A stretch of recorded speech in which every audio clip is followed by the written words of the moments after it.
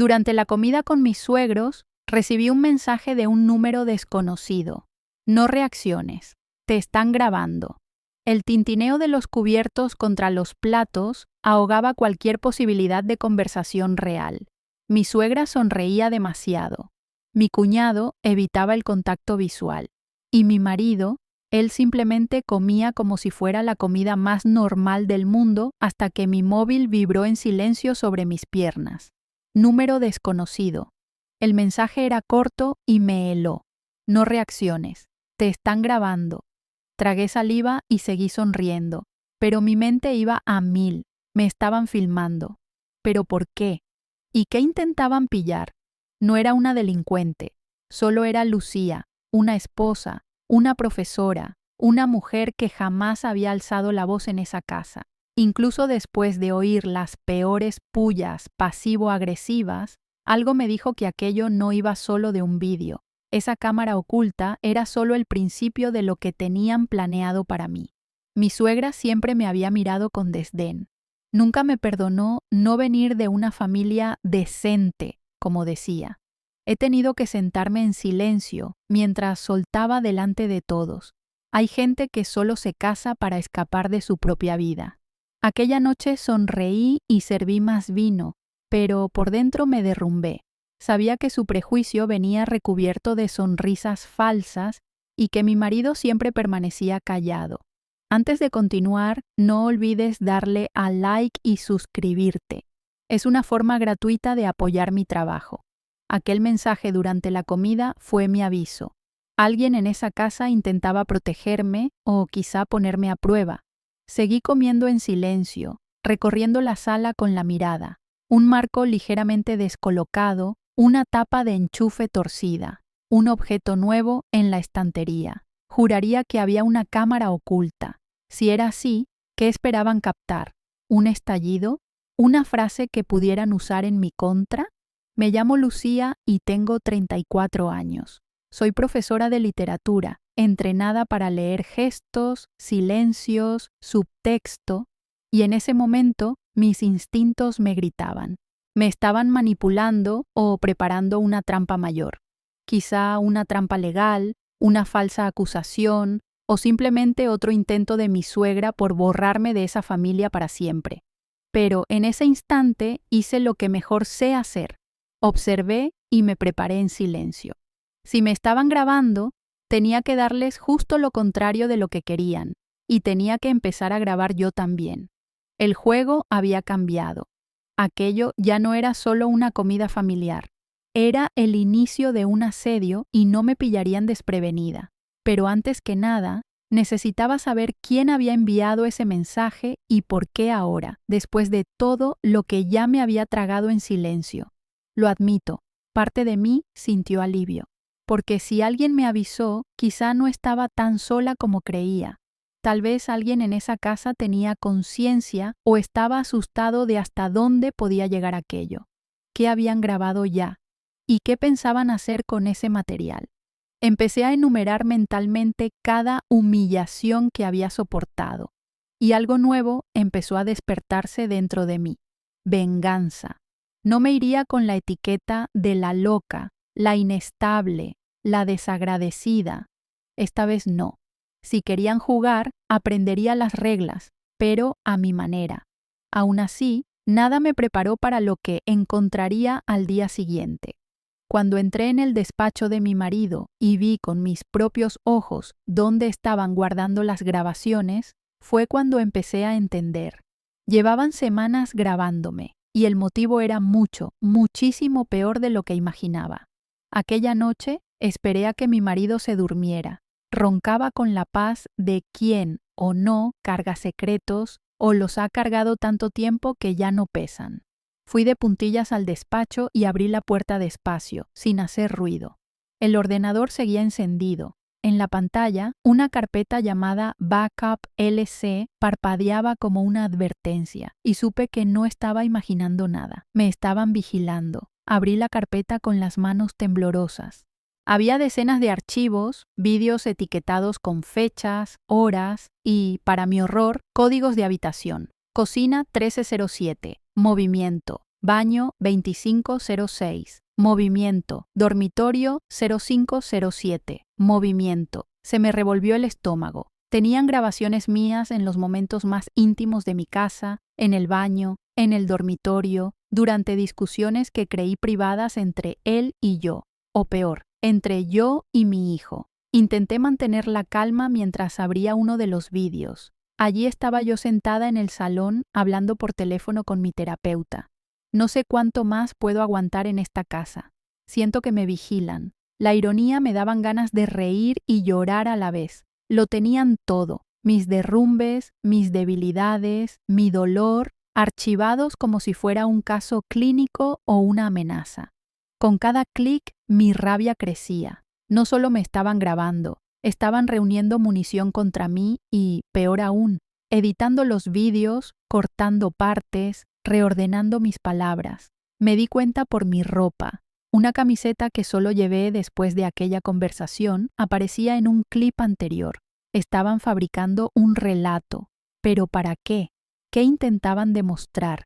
Que yo estaba inestable. Subí de nuevo sin hacer ruido. Pero algo en mí había cambiado. Estaba herida, sí, humillada, sí, pero también decidida. Aquello ya no era un drama familiar, era un delito, una agresión a mi intimidad, y no iba a ser la víctima eterna. Tenía que protegerme, adelantarme a ellos. Si grababan, yo grabaría también, pero no en secreto, de una forma que no dejara dudas. Al día siguiente, compré un disco duro externo y lo copié todo.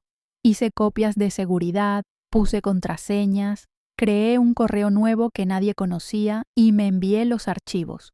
Luego fui al instituto donde trabajaba y pedí una baja médica por estrés agudo. El director intentó disimular la sorpresa, pero la aprobó. Necesitaba tiempo, silencio y un plan, porque ahora la venganza ya no era solo una idea, era un camino. Pasé los días siguientes en una biblioteca pública, lejos de sus ojos, revisando cada vídeo uno por uno, cazando fechas, marcas de tiempo, conversaciones, hasta que encontré lo que más temía, una grabación de mi hijo en su habitación hablando con su abuela. Ella dijo, palabra por palabra, pronto mamá se va a ir y la casa será tuya. Se me heló la sangre. Estaban usando a mi hijo contra mí, convirtiendo su infancia en un arma. Fue entonces cuando el dolor se volvió acero. La humillación se convirtió en combustible. Querían echarme de aquella casa, tal vez declararme no apta, quizá incluso acusarme de alienación parental, pero no esperaría a ser derrotada. Si querían destrozar mi imagen, yo mostraría la verdad, su verdad. Y al día siguiente, visité un despacho de abogados especializado en vigilancia y maltrato psicológico. Aquello no era solo una traición, era un caso legítimo de violación de la intimidad. Y presentaría denuncias una a una y sin avisar. Registré los primeros escritos con ayuda de una abogada que, tras ver los vídeos, solo dijo: se han cavado su propia tumba. Iniciamos el proceso legal en secreto. Solicité una pericial forense de las grabaciones. Pedí medidas cautelares para que no usaran a mi hijo contra mí y autoricé una investigación de todas las cámaras ocultas. Lo más irónico, esos vídeos se utilizarían, pero para incriminarles. Faltaba algo: exposición. Tenía que arrancar todas las máscaras, y para eso necesitaba el escenario perfecto, un lugar donde estuvieran todos presentes, donde nadie pudiera escapar de la verdad. Así decidí organizar una cena de cumpleaños para mí, solo que esta vez el regalo sería para ellos. Una caja con una pantalla y todo lo que me habían robado. Pero antes pasó algo que casi lo arruina todo. Una nota dentro de la mochila de mi hijo cambió por completo el curso de mi plan. Encontré el papel doblado entre sus cuadernos. Estaba escrito a mano, en cursiva, sin firma. Decía simplemente: tienes que irte. Van a usar al niño. Se me paralizó el cuerpo. Ya no era especulación. Era una advertencia directa. Alguien de dentro sabía más de lo que aparentaba. Y lo único que me retenía allí ahora era mi necesidad de justicia. Sostuve la nota durante minutos, temblando. Empecé a repasar cada conversación, cada comportamiento reciente. Recordé algo que mi suegra dijo días antes. Dani está tan callado como si supiera algo que no debería. En su momento pensé que era otra puya más, pero ahora cobraba sentido. Intentaban poner a mi hijo en mi contra, como si yo fuera un problema a eliminar, como si fuera desechable. Caminando hacia su cuarto, sentía el corazón salirse del pecho. Me senté junto a su cama y le pregunté con suavidad: «Cariño, ¿alguien ha dicho cosas raras sobre mamá?» Dudó, miró hacia la puerta como si temiera que alguien pudiera oír y susurró: «La yaya dijo que te me vas a llevar y no vas a volver nunca». Se me cortó la respiración. Era peor de lo que imaginaba. Le dije que nada de eso era verdad, que jamás le haría daño, que nadie tenía derecho a mentir así, pero vi el miedo en sus ojos y la duda. Estaban consiguiéndolo, borrándome poco a poco de su memoria, usando la fragilidad de la infancia como un arma, y eso no lo perdonaría jamás. Lo que empezó como una venganza silenciosa tenía ahora un nuevo propósito: proteger a mi hijo. Al día siguiente, tomé una decisión drástica. Llevé la nota a mi abogada y le pedí que incluyera una cláusula de urgencia. Solicitar al juzgado la suspensión temporal del contacto de mi suegra con el niño por indicios de manipulación emocional. Aceptó. «Si el juez lo aprueba, tendrás más margen de maniobra», dijo. Y eso hice. Esperé en silencio mientras el juzgado revisaba la petición. En casa, la tensión crecía. Mi marido estaba nervioso. Empezó a volver antes, a rebuscar en cajones cuando creía que no miraba. Una noche intentó acceder a mi ordenador. Lo vi reflejado en la ventana. Sabía que se venía algo, pero no tenía ni idea de que ya estaba en marcha. Estaba jugando a su juego, con mis reglas, y no sospechaban nada. El viernes recibí la resolución judicial. Se suspendía de forma indefinida el contacto de mi suegra con mi hijo. Sonreí en silencio, no por rencor, sino por alivio. Por primera vez estaba protegiendo lo que más quería. Por mucho que mintieran, manipularan o me traicionaran, iba a luchar y ganaría. Ese día renació una parte de mí y con ella una frialdad que no sabía que tenía. La noche siguiente, mi suegra apareció en mi puerta gritando: «¿Qué has hecho, desagradecida?». Chillaba como una loca desde la acera. Mi hijo la oyó y salió corriendo al jardín. Simplemente cerré la puerta. Sabía que su desesperación era solo el principio, pero lo que hizo después me pilló completamente desprevenida y por un momento casi me hizo cuestionar mi cordura. A la mañana siguiente, encontré mi coche arañado por todas partes. Palabras como loca, monstruo, mala madre estaban pintadas en las puertas con pintura blanca. Mi hijo lo vio antes que yo. Se quedó clavado en la acera, mirando los insultos como intentando entenderlos. Me arrodillé a su lado y le dije: «Alguien muy triste habrá hecho eso». Pero por dentro hervía. Sabía perfectamente quién había sido. Otro golpe cutre para desestabilizarme. Llamé a la Policía Nacional y puse una denuncia. Tomaron fotos, hicieron preguntas, pero dejaron claro: sin cámaras exteriores en la calle, sería difícil probarlo. Me callé. Sabía que contaba con esa impunidad, pero lo que mi suegra no sabía era que había instalado una microcámara apuntando directamente a la entrada del garaje. Y esa noche, ella misma, con un abrigo negro, dejó su firma en mi puerta. Mi abogada vio el vídeo y dijo solo una frase: «Ahora lo tenemos todo». Adjuntamos la grabación a la causa, solicitando una orden de alejamiento para mantenerla lejos de mí y de la casa. Fue mi primera victoria legal real, pero emocionalmente estaba agotada. Mi hijo lloraba por las noches, preguntando si su abuela le odiaba. Le dije que no. Mentí, para proteger un corazón pequeño que aún no entiende la traición. El domingo, durante la comida, mi marido tiró los cubiertos y dijo: «Estás destrozando a mi familia». No levanté la vista, seguí comiendo. Por dentro sentí un nudo, mostraba de qué lado estaba, y no era el mío, pero ya lo sabía. Su silencio ante el abuso siempre había sonado demasiado fuerte, y ahora le molestaba que, por una vez, yo no fuera pasiva. Esa misma tarde intentó impedir que saliera de casa, dijo que estaba poniendo al niño en contra de su abuela y que eso podía considerarse alienación. Casi me reí. Él, que consintió que me grabaran en secreto, ahora estaba preocupado por el bienestar emocional de nuestro hijo.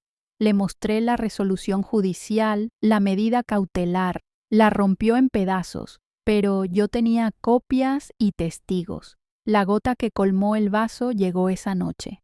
Encontré a mi hijo llorando en el baño, diciendo que su padre le había dicho: «A mamá se la pueden llevar si no mejora pronto». Me senté en el suelo y lo abracé durante horas. Ya estaba. Usaban incluso el miedo al abandono como arma. No podía esperar más. La verdad tenía que salir, no solo en el juzgado, sino delante de todos. Era hora de encender las luces en esa oscuridad. Volví al plan de la cena de cumpleaños. Reenvié las invitaciones a toda la familia. Les dije que quería un momento de reconciliación. Todos confirmaron. Hipócritas, sonriendo por mensajes y llamadas mientras estaban a punto de tragarse su propio veneno. Alquilé un salón tranquilo, monté un proyector y preparé los vídeos, cada uno, sin cortes, sin edición, sin manipulación. Durante la semana de la cena, mi marido empezó a comportarse raro, pegado al móvil, susurrando en llamadas hasta que una tarde encontré un papel en el bolsillo de su chaqueta. Era un presupuesto de un abogado especialista en custodias exclusivas. Iba a intentar quedarse con mi hijo. Pero antes de que pudiera mover ficha, pasó algo inesperado. Su hermana me pidió verme a solas.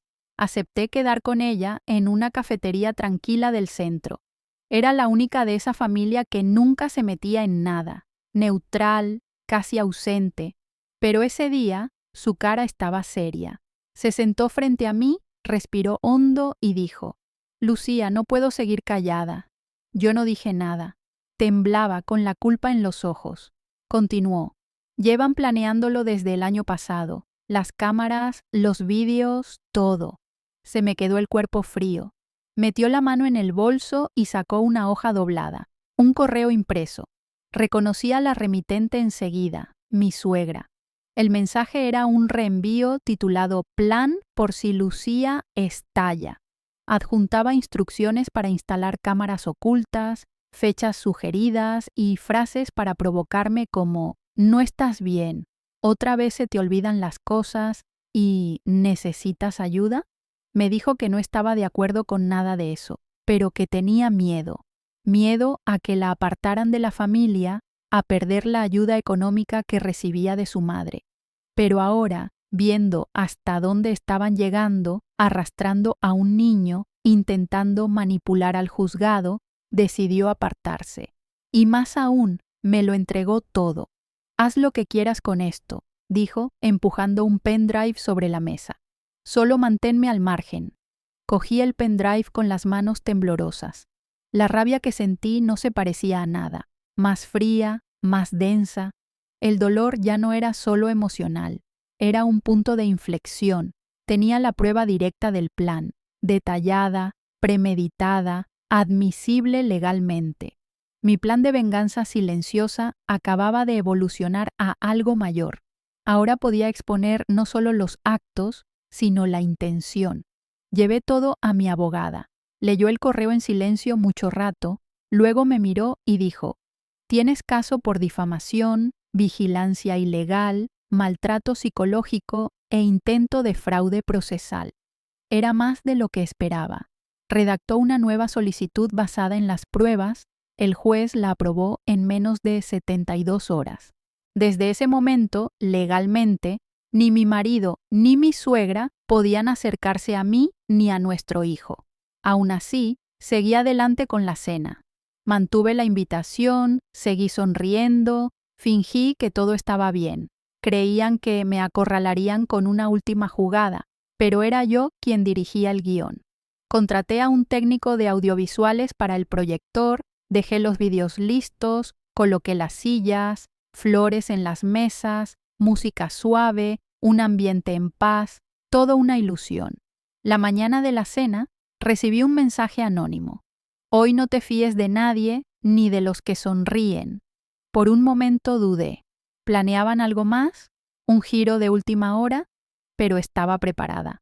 Nada de lo que dijeran o hicieran cambiaría lo que iba a pasar. Querían drama familiar, querían jugar sucio, entonces iban a probar el sabor amargo de su propia crueldad. Llegaron todos con sonrisas ensayadas, me abrazaron, me llamaron fuerte, preguntaron cómo estaba. Mi suegra incluso trajo flores. Pero cuando se apagaron las luces y se encendió el proyector, el silencio cayó sobre la sala como un telón pesado, y lo que apareció en la pantalla hizo gritar a mi suegra. Pero lo peor estaba por llegar, porque alguien iba a plantarle cara, y sería la última vez. La sala se oscureció y el vídeo empezó con la imagen más suave posible, yo leyendo un cuento a mi hijo. Luego la pantalla parpadeó y sonó una grabación de audio. Era la voz de mi suegra.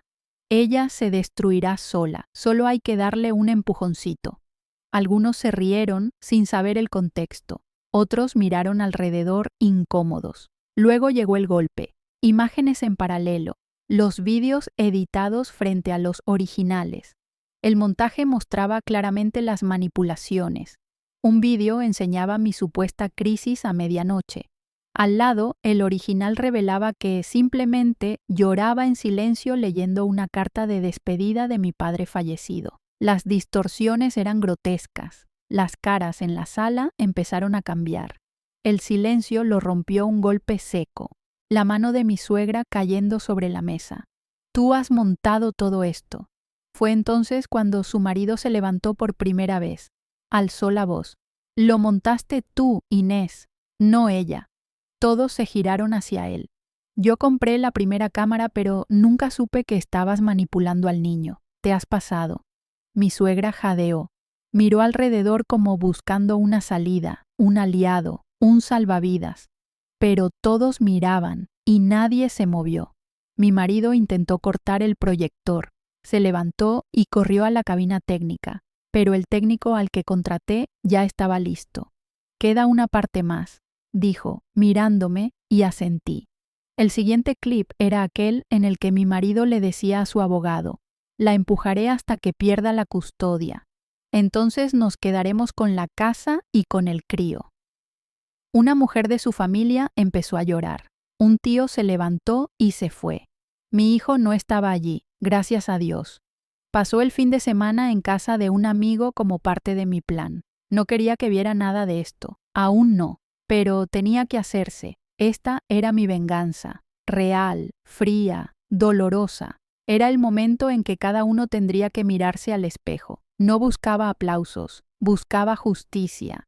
Y en esa sala, por fin, la sentí. Al final, nadie podía mirarme a los ojos. Algunos pidieron perdón, otros se fueron en silencio. Mi suegra se quedó paralizada. Su marido se apartó de ella. Mi marido me miró como si no pudiera creer que había perdido. Masculló. Lo has arruinado todo. Y yo respondí.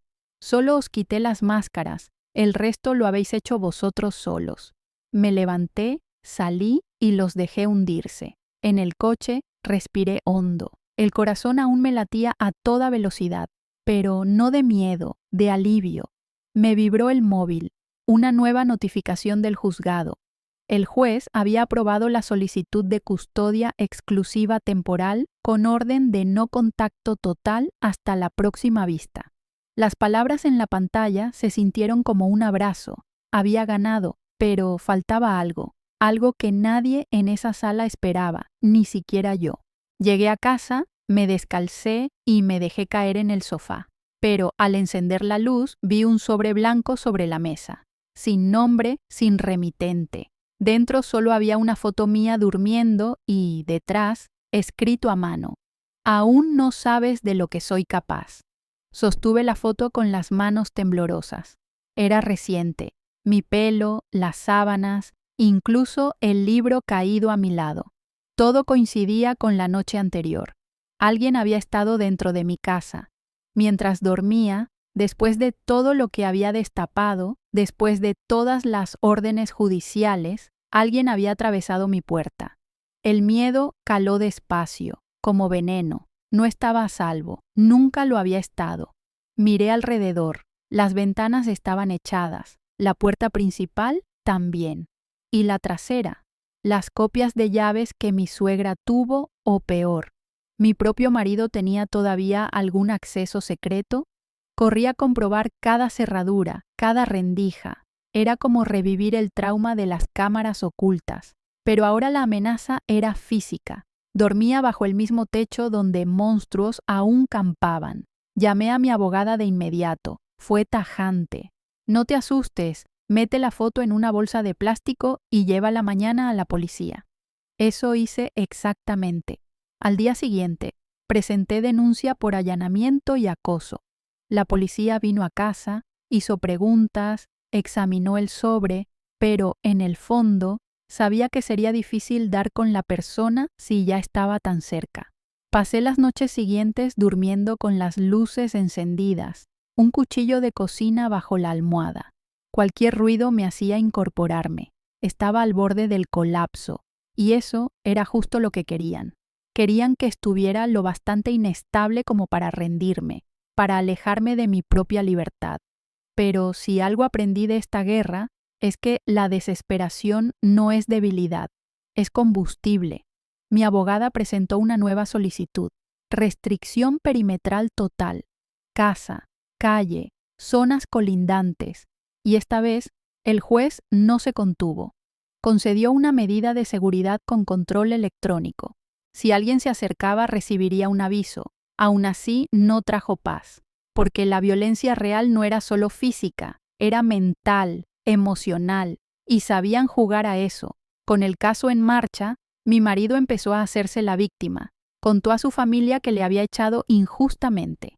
Publicó fotos antiguas con nuestro hijo, con pies de foto como padre ausente. Gracias a la alienación, ganó apoyo de gente que no tenía ni idea de lo que había hecho. Me atacaron en redes, cruel, inestable, oportunista. El dolor volvió, pero esta vez yo tenía armadura. Creé una cuenta anónima y empecé a subir los vídeos uno por uno, con fechas, con texto, pies breves, sin ataques personales, solo hechos. Y lo que empezó con 10 visualizaciones pasó a 10.000, luego a 100.000. En pocos días, medios locales empezaron a hablar del caso como ejemplo de maltrato psicológico y manipulación familiar.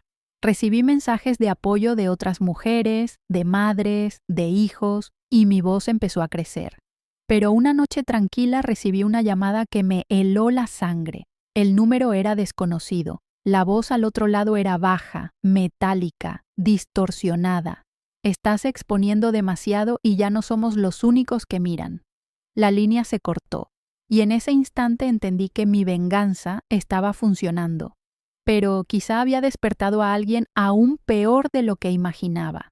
Me quedé con el teléfono en la mano, mirando a la nada. Esa voz no era de mi suegra ni de mi marido. Era otra cosa, más fría, más distante, como alguien que observa desde fuera y se irrita. Empecé a preguntarme quién más podía tener algo que perder, quién más querría silenciarme o enterrar esta historia. Y entonces caí. Quizá aquello llegaba más hondo de lo que pensaba. Esa semana, mi vídeo más compartido fue el de mi marido hablando con su abogado, tramando quedarse con mi hijo y con la casa. La onda expansiva fue enorme. Un creador de TikTok cubrió mi historia. Y poco después, recibí un mensaje de una mujer. Él me hizo algo parecido hace años, pero nadie me creyó. Eso encendió una chispa. ¿Mi marido lo había intentado antes? Le pedí a mi abogada que revisara sus antecedentes públicos. Descubrimos que había sido mencionado en una disputa de custodia similar, pero el caso nunca avanzó. La mujer lo retiró, quizá por miedo, quizá por agotamiento. Intenté contactar con ella y, para mi sorpresa, respondió. Quedamos, y lo que me contó me revolvió el estómago. Las tácticas eran idénticas, el patrón evidente. A ella también la grabaron, la desacreditaron, la aislaron. Pero en su caso, él tuvo ayuda. Un amigo de la familia, alguien influyente que ayudó a taparlo todo. El nombre de ese hombre, un viejo conocido, el socio del despacho donde trabajaba mi marido. Ahora todo cuadraba. No actuaba solo. Había una red, una telaraña, un sistema construido a su alrededor que protegía y silenciaba a mujeres. Volví a casa con las manos sudorosas, empecé a peinar los papeles del divorcio, las cláusulas, los contratos, y ahí estaba, el nombre del socio en varios documentos. No era un mero espectador, era parte de la maquinaria. Peor aún, controlaba la mayoría de los activos de mi marido. Si quería cortar la cabeza de la serpiente, tendría que ir más allá de la familia. Tendría que golpear donde más dolía, dinero y reputación. Pasé los días siguientes reuniendo pruebas. La otra víctima me dio permiso para adjuntar su testimonio a mi causa con documentos, capturas, incluso grabaciones antiguas. Con todo en la mano, pedí a mi abogada que contactara con el colegio de abogados. Si todo salía bien, ese socio perdería la licencia y mi marido, su trabajo. Sería su primera caída. Pero quedaba la última parte del plan, la pública, la definitiva. La gala benéfica de la empresa estaba programada para el sábado. Mi ex estaría allí, el socio también. Ambos subirían al escenario para hablar de valores familiares. Respiré hondo y decidí que sería ese mi último terreno de juego. Y no a gritos, con documentos, con imágenes, con la verdad. Ellos darían su discurso y yo mostraría quiénes eran en una pantalla gigante delante de todos. El día antes del evento, recibí otra entrega, un sobre. Sin amenazas, sin palabras, solo una copia firmada del contrato de compraventa de la casa en la que vivía a nombre de otra mujer, fechado 2 días antes. Me quedé mirando el contrato. La casa estaba ahora a nombre de otra mujer, alguien llamada Marta Lago. No había oído ese nombre nunca, pero lo que más dolió fue reconocer su firma. El hombre que compartió mi cama durante años había vendido nuestro hogar a mis espaldas antes incluso de conocer la resolución final del juez. Yo era un obstáculo a retirar discretamente, una piedra en el camino de su nuevo comienzo. Madrugué el sábado y me vestí con calma, ropa sencilla, el pelo recogido. Me llevé un sobre, dentro copias de todo, grabaciones, contratos, capturas de la ex, correos del socio. Esta era mi jugada final. El salón del evento estaba a rebosar. Abogados, empresarios, familias con niños.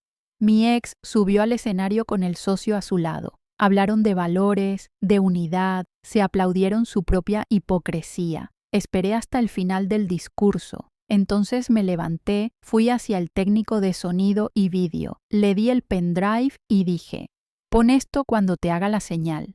Me acerqué al escenario imperturbable, serena, casi inquietantemente serena. Cogí el micro, respiré y dije, perdonad la interrupción, pero creo que todos aquí merecéis ver el legado real de estos hombres. La sala quedó en absoluto silencio. Empezó la proyección, vídeos, documentos, pruebas, todo en alta definición. Mi ex intentó correr hacia la cabina técnica, pero seguridad lo detuvo. El socio se quedó pálido, tapándose la cara con la mano.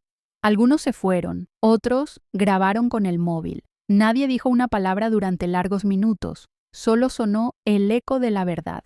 Esa fue mi venganza. No con gritos, con hechos, con coraje, con justicia. Me bajé del escenario sin mirar atrás. En el aparcamiento me esperaba mi abogada. Enhorabuena, has hecho lo que nadie se atrevió a hacer. Al día siguiente, ambos fueron suspendidos del despacho. Se abrió una investigación oficial. La empresa perdió patrocinadores. La casa no pudo transferirse legalmente a esa tal Marta porque ahora había una denuncia por fraude ligada a la venta, y la custodia exclusiva de mi hijo quedó confirmada. Recibí invitaciones para contar mi historia en la tele. Rechacé todas. Mi paz no estaba en la fama, estaba en el silencio, en ver a mi hijo dormir tranquilo, en abrir una ventana sin miedo, en no tener que fingir que todo estaba bien. A veces la venganza no va de destruir al otro, va de reconstruirte desde ruinas limpias y no volver jamás al lugar donde te mataron por dentro. Meses después supe que mi ex se había ido solo. La nueva mujer le dejó tras enterarse de las acusaciones.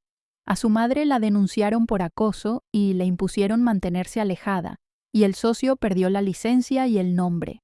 Vi una noticia sobre él repartiendo comida en otra provincia. Irónico.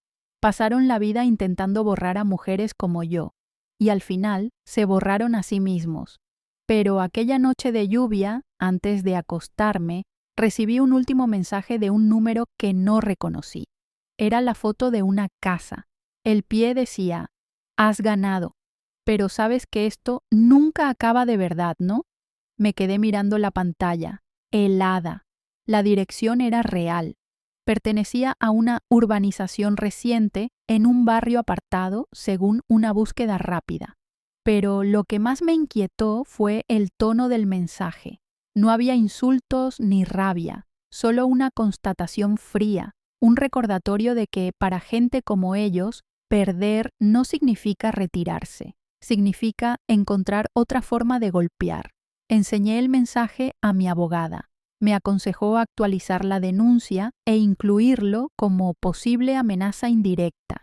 La policía abrió una investigación, pero sin identificación clara no podían hacer mucho. El número era de prepago desechable, otro fantasma en la sombra. Empecé a evitar salir de noche, reforcé la seguridad en el colegio de mi hijo y, por primera vez, me planteé dejar la ciudad. Pero irme significaría renunciar a todo por lo que había luchado. Me había ganado cada centímetro de ese hogar, cada bocanada de paz nocturna. Me parecía injusto huir por miedo. Aún así, algo dentro de mí no se asentaba. El mensaje no iba solo de mí, iba de control, de poder, de decir: sigo aquí, incluso después de tu victoria. No era el final de un ciclo, era el inicio de otro. Un sábado por la mañana noté un coche aparcado frente a casa. Oscuro, ventanillas subidas, sin matrícula visible. Se quedó horas. El domingo volvió, y otra vez el lunes. Llamé a la policía. Enviaron una patrulla, pero cuando llegó, el coche ya no estaba. Era como si alguien estuviera probando mis límites, haciéndome vivir en alerta constante. Una nueva forma de tortura, silenciosa, resbaladiza legalmente. Decidí instalar cámaras de alta seguridad con acceso remoto. Compré una alarma inteligente nueva y conecté la casa a una central 24/7. Ya no iba solo de venganza, iba de supervivencia emocional, de negarme a ser otra mujer que gana en el papel, pero vive con miedo. Mi hijo me preguntó por qué la casa tenía ahora tantos botones y códigos. Le dije que era para protegernos del pasado. En el colegio también cooperaron. Crearon un sistema para mantener a cualquier persona no autorizada alejada. Ya no vivía en pánico. Me adelantaba, actuaba, y aunque agotador, me hacía más fuerte. Me di cuenta de que, incluso herida, incluso sola, seguía siendo peligrosa para ellos, porque sabía demasiado, porque los expuse, porque gané, y quien dice la verdad se convierte en objetivo permanente de cobardes. Empecé a escribir todo lo que pasaba con detalle. Pensé en convertir mi historia en un libro, pero más que eso, era una forma de documentar, de dejar algo para mi hijo por si alguna vez intentaban borrar lo ocurrido. Lo sabría todo, no por las noticias, sino por su madre, a través de los ojos de quien lo vivió y sobrevivió. Cada línea escrita era una cicatriz traducida en palabras, una forma de no volver a ser silenciada. En la última página que escribí, añadí una nota, solo 3 palabras. No se ha acabado porque lo sentía. En el silencio de las noches, en las llamadas perdidas, en los mensajes borrados, alguien seguía al acecho. Y cuando por fin di con el nombre real de la mujer del contrato, descubrí algo que volvió a helarme. El nombre en la compraventa sonaba demasiado genérico, Marta Lago, pero algo me chirriaba. Empecé a buscar en registros públicos, redes, cualquier pista, y lo encontré. Una cuenta de Instagram desactivada con una sola foto de perfil, en blanco y negro. Y, aún con poca resolución, el corazón se me aceleró. Aquella mujer no era una desconocida. La había visto antes. Pensé y pensé hasta recordar. Era amiga de la universidad de mi ex. La recordaba en una única foto antigua tomada en el sótano de casa de su madre, en un álbum de graduación. Y el detalle que me congeló, estaba sentada en su regazo, no como una amiga, como alguien que siempre había estado allí, como alguien que nunca se fue. El pie decía, mi primer hogar. De repente, todo cobró sentido. Marta Lago no era nueva, era del pasado. Reuní todo y se lo enseñé a mi abogada. Confirmó que Marta había estado implicada en un caso antiguo de suplantación de identidad en otra comunidad autónoma. Se había cambiado el nombre años atrás. Por eso era tan difícil rastrearla. Era la pieza invisible de un tablero de ajedrez colocado antes incluso de que me casara. La nueva novia era en realidad una mujer que nunca aceptó ser dejada. Alguien que esperó y planeó. Mi suegra solía decir, hay quien no sabe cuál es su sitio. Ahora lo entiendo. Marta probablemente siempre fue el plan B, siempre estuvo ahí. El contrato de la casa no iba solo de propiedad, era simbólico, un mensaje, la victoria que creían ya suya. Me hizo cuestionarme cuánto de mi vida había sido controlado por manos que nunca vi, pero ahora las veía y eso las debilitaba. Presenté un escrito para anular la venta por fraude y por relación previa entre compradora y vendedor. Aporté pruebas de su historial y de la implicación de Marta en intentos de desestabilizarme emocionalmente. El juzgado lo admitió. La casa volvió a quedar bajo revisión judicial.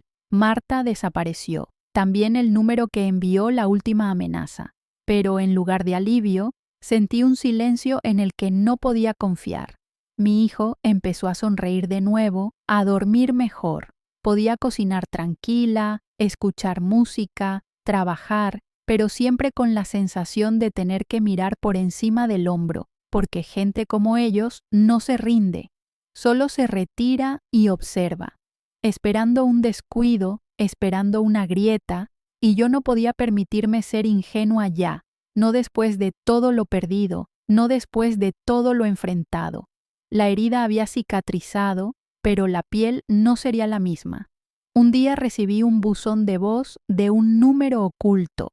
3 segundos, sin palabras, solo la voz de un niño diciendo, es ella. Conozco esa voz, era mi hijo.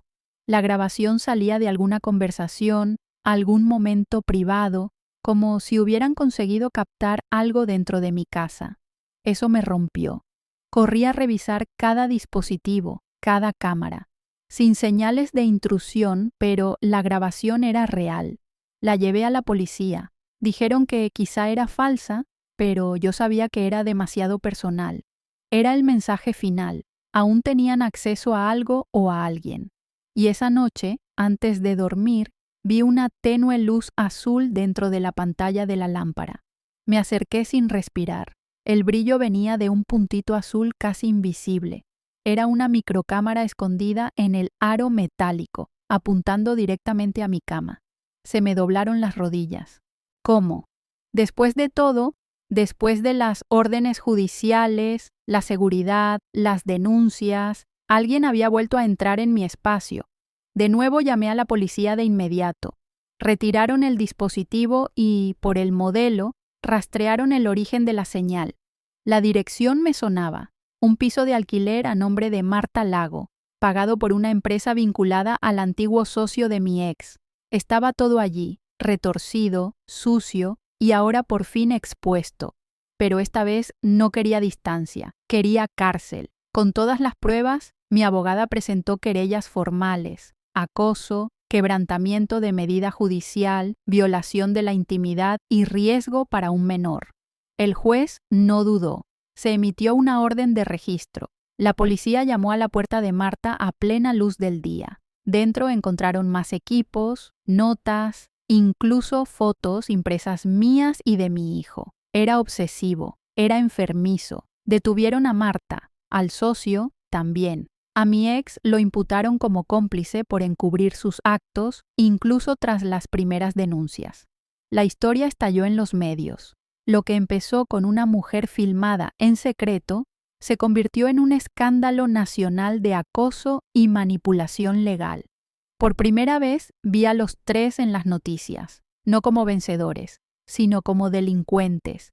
Y yo volví a vivir. Me mudé a una casa nueva, un pueblo más pequeño, trabajo nuevo. Elegí una calle sin salida con vecinos mayores y flores en cada ventana. Mi hijo se ríe a menudo ahora. Crece ligero. Conoce lo esencial de lo que pasamos. Nunca recibí otra amenaza. Nunca volví a ver un coche plantado enfrente. Nunca más tuve que dormir con un cuchillo bajo la almohada. Hoy, cuando me miro al espejo, no veo a la mujer extenuada que temía su propia casa. Veo a una superviviente, a una madre, a una fuerza. Y si alguien intenta borrarme otra vez, espero que lo sepa. Ya fui a la guerra con mi propia familia y volví con sus cabezas en bandeja. Si esta historia te ha atrapado, mírala de la izquierda y dale al like. Me ayuda de verdad a seguir compartiendo historias así de emocionales.